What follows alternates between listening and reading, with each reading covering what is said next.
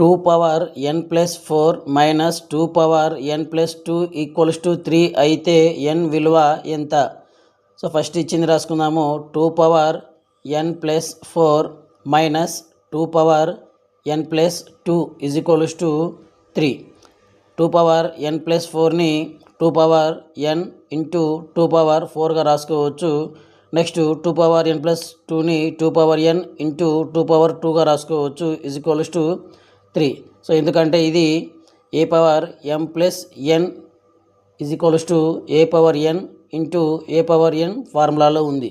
ఇక్కడ 2 power n 2 power n, so 2 power nని కామన్గా తీస్తే 2 power 4 minus 2 power 2 is equals to 3.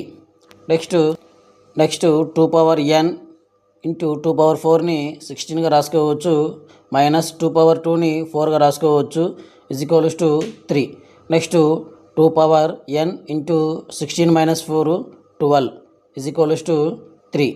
So 2 power n 12ని అవతలకు పంపిస్తే 3/12. సో 3తో క్యాన్సిల్ చేస్తే 3 1 జా 3, 3 4 జా 12. సో 1/4 వస్తుంది. నెక్స్ట్ 2 పవర్ n, సో 1/4ని అంటే 1/2ని 2 పవర్ 2గా రాసుకోవచ్చు. ఇది 1/a పవర్ m ఫార్ములాలో ఉంది కాబట్టి a పవర్ మైనస్ m అవుతుంది. So 2 power n equals to 2 power minus 2 అవుతుంది. ఇక్కడ బేసెస్ ఈక్వల్ కాబట్టి ఎక్స్పోనెంట్స్ కూడా ఈక్వల్ అవుతాయి.